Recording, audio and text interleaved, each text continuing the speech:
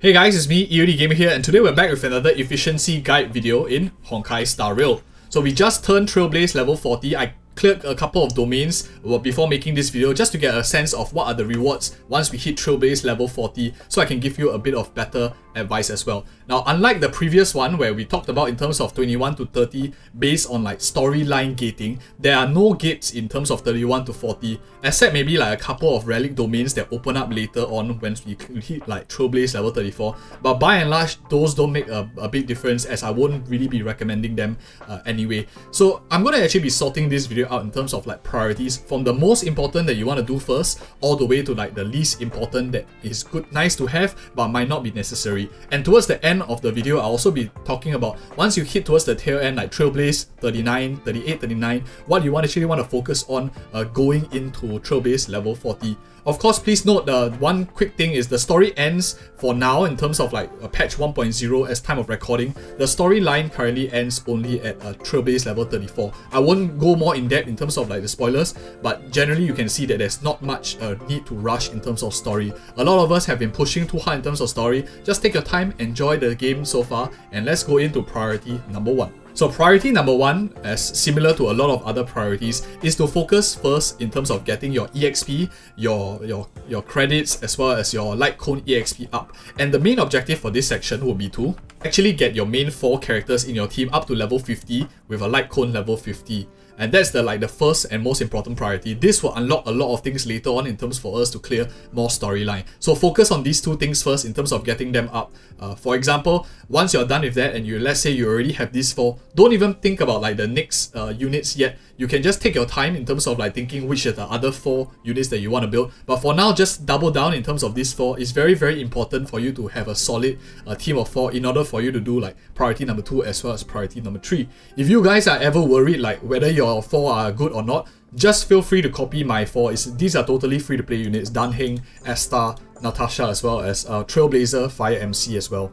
And once you have like their light cones at level 50 and the actual character level at level 50, the next thing you want to do is actually go into the tracers and level them up as much as you can. So for example, you see like all the bonus abilities, make sure you unlock them as soon as you can. Some of them require like the weekly bosses to farm. If you are not near like the next Trailblaze level, for example, maybe you are currently at like less than 37 and maybe there's 2 days left to go, go ahead and just clear the weekly boss, because you might not be able to make it for the next tier. But for example, if you are sitting at 39 and maybe today is a Monday, you might want to like, for example, wait all the way up until perhaps Sunday before you actually run the boss. So maybe you have crossed over to like the 40 to 50 mark, which you can get better rewards. So just a quick tip, just throwing it in real quick. But basically you want to focus on this trace as much as you can. For example, characters that don't really require in terms of like attacking skills, like supportive characters like Asta, I generally focus on the rest because you don't really have much resources at any point on the early game, early to mid game, so you want to be as efficient as you can. I've already talked about why I don't increase certain stuff in terms of their respective build guide videos. I've already done videos on all these 4 characters as well as other characters you see here, so go ahead and check the channel if you are interested in like more in-depth guides on how I build my specific units as well. So once you have that ready, I think it's on to priority number 2. And priority number 2 is pretty interesting because I'll be teaching you how to also get a 5-star light cone. Okay, so basically in short summary, if I were to just name like Trailblaze level 30 to 40 as one word, it'd probably be like the simulated universe, or 2 words rather. Really, you're going to spend like majority of your time, your resources in the simulated universe between 30 to 40. Of course, exploring the world, doing your quests and stuff like that. But a lot of you should be spending your time here as much as you can, and they reward you very well. So there are mainly like a few things that you get. The most important that I think everyone wants to get very quickly is this 5-star light cone in the shop, or these 5-star light cones rather. Once you clear world 4, you'll be able to get your first light cone, and thereafter when you clear another world, you'll be able to get like super impositions for your primary one, or perhaps once you collate enough, you can actually get another light cone as well, another 5-star light cone. If you want to know like which to choose, I've already done a video, a shop guide, which you can check on the channel, which I go more in depth in terms of like comparing this light cone to other light cones in the game already, to give you like just some better informed decisions as well. So that is like the biggest teaser I had why you should do this. The next reason why you want to do this is some of you maybe you are into World 2 for example, you just got into World 2 or just cleared it. Once you get into World 3, for example, this is going to be the first time you actually get access to this planar sphere as well as the link rope that comes with it. This is like the other 2 slots in your relic slot, if you realize, has been missing so far. And what I'll be doing is I'll actually be just running in. Even if you're unable to clear like difficulty 1 in terms of World 3, you can just keep going in. It costs 40 energy per run for like 1 relic loot drop. It's basically the same like relic domains, just that this is for the remaining 2 relics that you can't get from like the specific relic domain. And another thing you can do if you're very busy for the day is you can actually just swap out Trailblaze power over to this Immersifier. You can kind of store like up to 8 of them. So if you're along the week, you have 2 days that you're very busy, you can just swap it out and come back over like on the weekend, or when you are have much more time to go and just empty out these Immersifiers as well. They don't give you EXP when you convert it, but only when you use it later on, then it will give you the EXP. Both of them can be used, but this Immersifier is only in the simulated universe. So that's what I'll be doing, running in, abandoning after you get this loot. Just keep going, get some relic EXP from this, getting nice 2-piece sets. Basically what you're looking for is just a nice main stat and a 2-piece set bonus for the main 4 of your characters. It's free stats and it's quite significant. It's like 12% attack even without caring about the second part, and the relic EXP will also help you level up a lot of your relics as well. This is much more efficient because you don't even have a single one when you are just entering here. And once you clear, for example, difficulty 3 and you go up to difficulty 4 as well as 5, the most important one I would say is once you clear World 4, I have guides already like how to clear 4, 5 and 6 as a total free-to-play team only. Go and check it out if you want very in-depth guides in terms of like tips and tricks on how to clear these worlds. But once you clear World 4, you actually unlock for the first time a 5-star relic set. This is tremendous amounts of value, and I'll tell you why. Is even at Trailblaze 40 right now, my second difficulty is not even unlocked. Which means that if you are, let's say, maybe the Trailblaze level 34, 35 and you unlock this for the first time, you are actually farming this domain at an efficiency of a Trailblaze 40 to 50. Which of course then means that at Trailblaze 40 you might not want to do this as much because there are better value elsewhere. But this is tremendous value in terms of once you get to World 5 and World 6. The effect is also pretty good. Crit damage is pretty endgame gear, and as well as a decent amount of hit rate if you want. But the highly recommended one, the one that I really spend a lot of time getting, is in World 6. There is this one here, the Inert Salsoto. You can just go in, for example, fight the first elite boss, claim the rewards, and try your luck at trying to get one of these 5-star ones. If you get a good one, it will last a really long time. As you can see, the effect here, crit rate for a 2-piece, very solid. Most characters love crit rate. Even supports that do a little bit of damage can use it as well. Very solid relic set to have, and I highly recommend it. Even the pair set in this domain, increasing Warrior's defense by 15%. It might not be useful in terms of damage perception, but in the simulated universe, a lot of it has to do with sustain, and this does help in terms of like sustaining your characters. Can be put on characters in the meantime, especially if you have a good main stat. And because there's no like time turn limit and stuff like that for simulated universe, defensive stat does make a very huge difference. And once you're able to clear World 6, of course, you get a bit of a free Trailblaze EXP to help you progress quicker into Trailblaze 40. And you might be saying like, as you're running this, just collecting relics, it seems like a wasted effort, just you could have been doing something else. But no, because as you are doing all this, see, the benefits just compound. As you are doing this, you also are able to get more points in terms of every time you go in, claim the rewards, abandon, you get an ability point as well. So when you get these ability points, you go into this tree here and you slowly level up the stats. For example, these buffs that you get along the way. And these buffs are compounding, which means like the buffs here plus here are stacking upon each other, so making your each run that you go in easier and easier and easier. And this is like the best time between Trailblaze 30 and 40 to get as much points as you can, because you're also looking for these relic sets as well. And this, I would recommend, is like a super efficient priority number 2 in terms of spending a lot of your time here.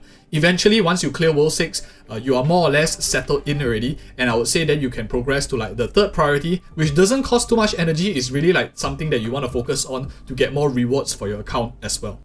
And priority number 3 is really the Forgotten How. Maybe I shouldn't call it priority number 3 because most of the time, most of us won't complete priority number 2 fully before we come here. We will get stuck halfway, or we run out of energy halfway and we have a bit of spare time. what you want to do is actually you want to come in and, for example, clear as much of these like categories as we can. For example, maybe some of us are already at level 4 in terms of memory stage 4 because we are like 40, but going to like level 50, you can easily clear a lot of these like lower level ones, and they give quite a lot of free rewards as well. If you guys don't know what to run, I ran a Fire MC, Natasha, Esta and Danheng for every single stage all the way up to stage 11 here, when it actually splits into 2 different teams. I've done like guides in terms of how I actually tackled this stage, and you can check it out on the channel when it's up as well, in terms of what are the 8 characters I use and how to build a proper team for this stage as well. I think it's very easy for you to clear up to the level 10 here at least, as long as you're progressing. Maybe slightly later into your Trailblaze 30, like 36 maybe, 36, 37, you should be able to clear this pretty well, getting those bonuses into your account already as well. So that is like in terms of like the third priority that I'll be focusing on. And the biggest benefit of why you want to do this, even though it doesn't cost any Trailblaze energy, is because you get a lot of this free premium currency, as well as you get a lot of account rewards. You get Relic EXP, you get Light Cone exchange EXP and stuff like that from this shop, as well as you progress the memory stage. This is like free efficiency, basically just